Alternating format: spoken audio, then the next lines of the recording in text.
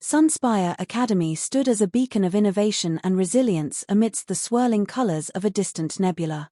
It wasn't just a training ground, it was a crucible where the finest minds and fiercest bodies from across the galaxy came to forge themselves into warriors, explorers, and leaders. Its reputation was as stellar as the worlds its students hailed from.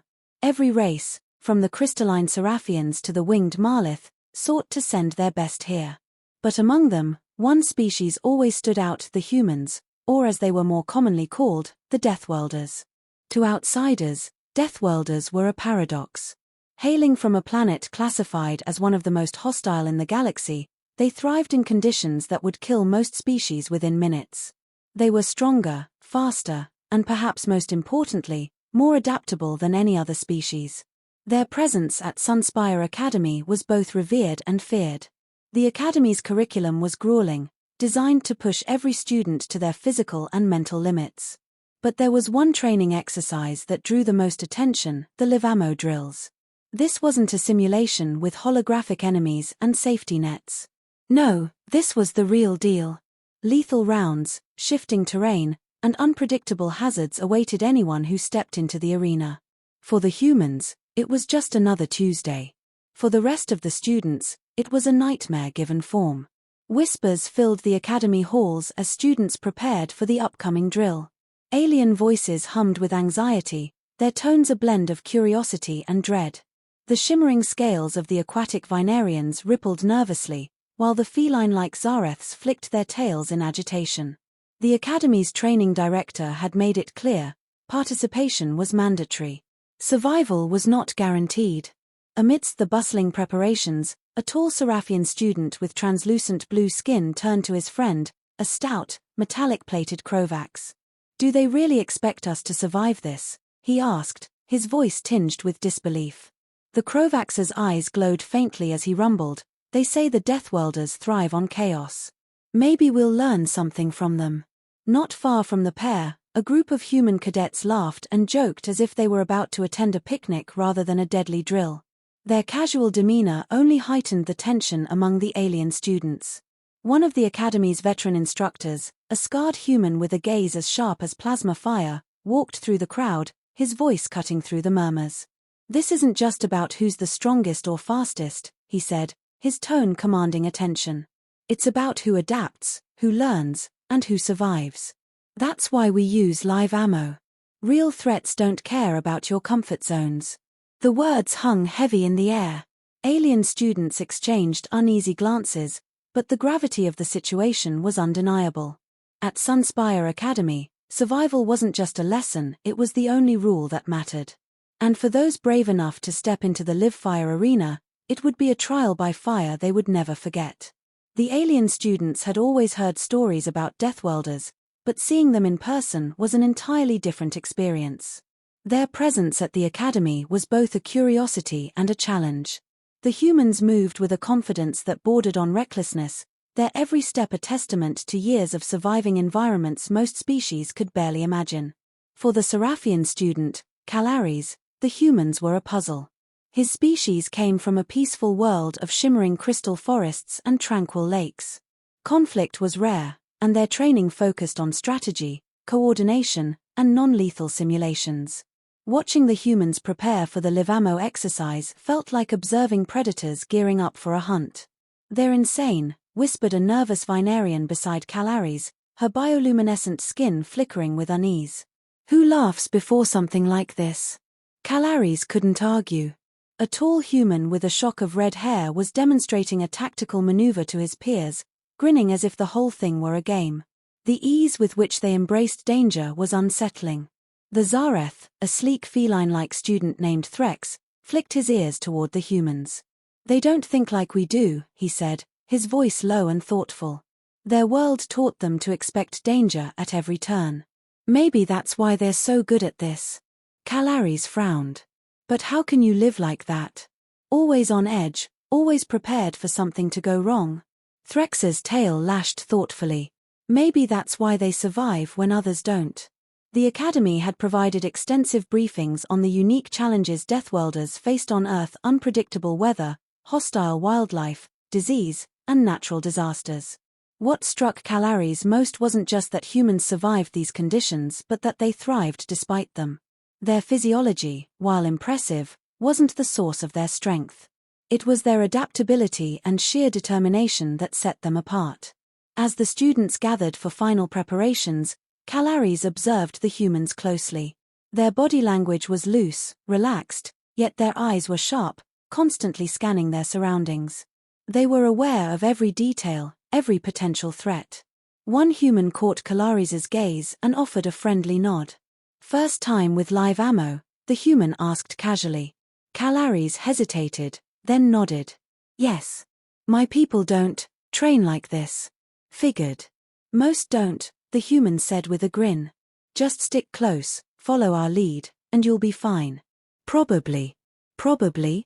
Calaris echoed, incredulous. The human laughed. "It's never a guarantee, but that's what makes it fun, right?" Fun. Calaris couldn't fathom how anyone could find enjoyment in such chaos. Yet there was something infectious about the human's confidence. Perhaps Threx was right, humans didn't think like the rest of them, but maybe that was exactly why they were so formidable. As the final call for assembly echoed through the academy, Calaris felt a strange mix of apprehension and curiosity. The humans weren't just an enigma, they were a challenge. And part of him was eager to see just how much he could learn from them. The arena buzzed with tension as students took their positions, each one silently bracing for the chaos about to unfold. The air was thick with the promise of danger, the kind of danger that could end lives in a blink. Yet, for the Deathworlders, it was merely another day in their relentless training. They moved through the drills with practiced ease, their bodies responding to the environment as if it were second nature. Calaris stood frozen at the edge, watching in disbelief as a human cadet sprinted into the heart of the simulated battlefield, live rounds firing in all directions. The human's face was a mask of focus, undisturbed by the lethal projectiles flying past. Calaris couldn't understand how anyone could remain so calm. The other alien students, many of whom were trying to navigate the chaos themselves, struggled to adapt. A Zareth cadet leapt behind a piece of cover, but his tail inadvertently gave away his position. In an instant, a barrage of energy rounds tore into the earth beside him. Threx scrambled, his reflexes fast, but it was clear he wasn't built for this kind of raw unpredictability. Calaris glanced to his side. The Seraphian had already taken cover, trying to mentally calculate the best path forward, but the unpredictability of the live fire wasn't something that could be calculated. The human cadets didn't calculate, they reacted, instinctively, as though they had been molded by their deadly homeworld to thrive in environments others couldn't even survive. A human instructor's voice crackled over the comms, sharp and cutting through the chaos. "Stop thinking, just act. Move with the environment. Your mind can't keep up with real danger, your body can." Calaris gritted his teeth and forced himself to move, following the instinctive movements of the humans around him.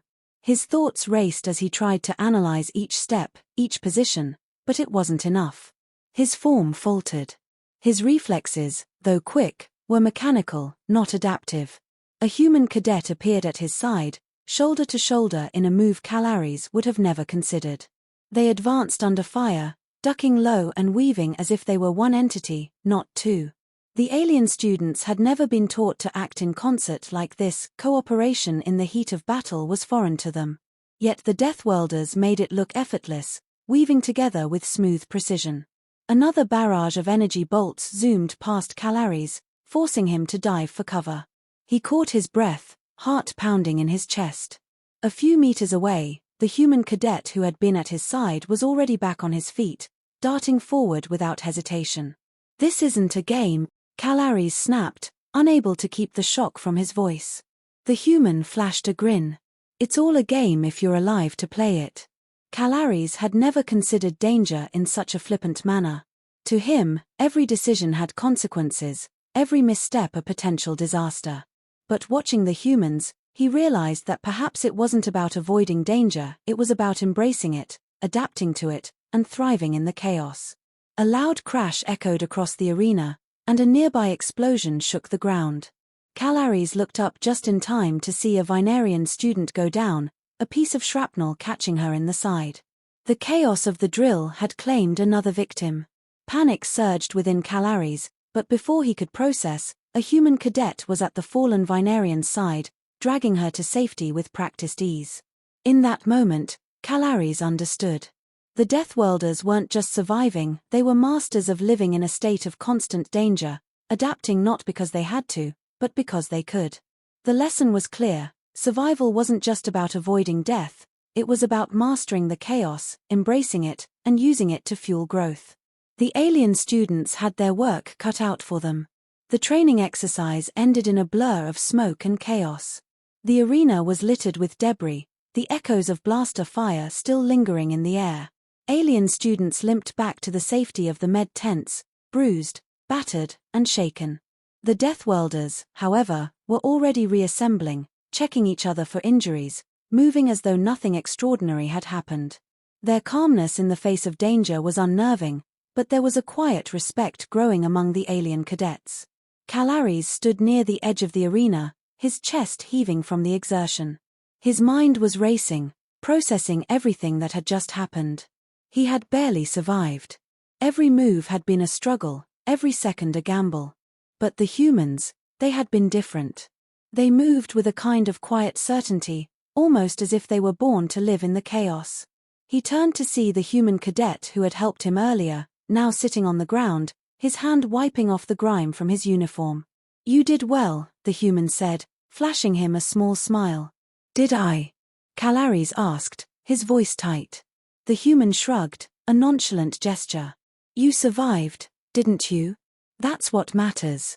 Calaris shook his head. "I barely made it out." You made it look easy." "It's never easy," the human replied, standing up.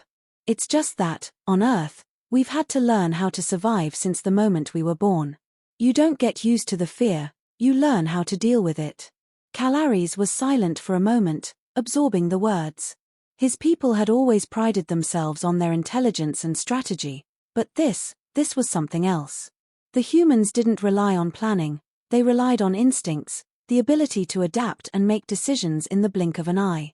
Another human cadet approached, a woman this time, with a look of determination in her eyes. "Surviving isn't enough," she said. "You need to push past the fear, or it'll control you forever. Fear is a tool. If you let it, it'll make you stronger." Calaris found himself at a loss for words. It was hard to imagine how fear could be a tool. For his people, fear was an obstacle, something to avoid at all costs. But the humans were different, they didn't try to avoid fear. They embraced it, molded it, and used it to fuel their growth. "I think I understand," Calaris said slowly, more to himself than anyone else. "Fear isn't something to fight against. It's something to work with." The human woman nodded. "Exactly. You survive by learning to adapt, to grow. And when you've learned enough, you can help others do the same." The lesson hung in the air, heavy with the weight of its truth. Calaris had come to the academy with the expectation that intelligence and strategy would be enough to see him through. But now, he realized, there was something more, something his people had never truly grasped. Survival wasn't just about intelligence. It was about being able to adapt to whatever the universe threw at you and coming out the other side stronger for it. As the alien cadets gathered, reflecting on the lessons of the exercise, Calaris felt a shift within himself. He wasn't just looking for ways to survive anymore, he was looking for ways to grow, to adapt, to become stronger. The humans had shown him that. And for the first time, he was ready to embrace that challenge, to face whatever came next with the same resilience the Deathworlders had.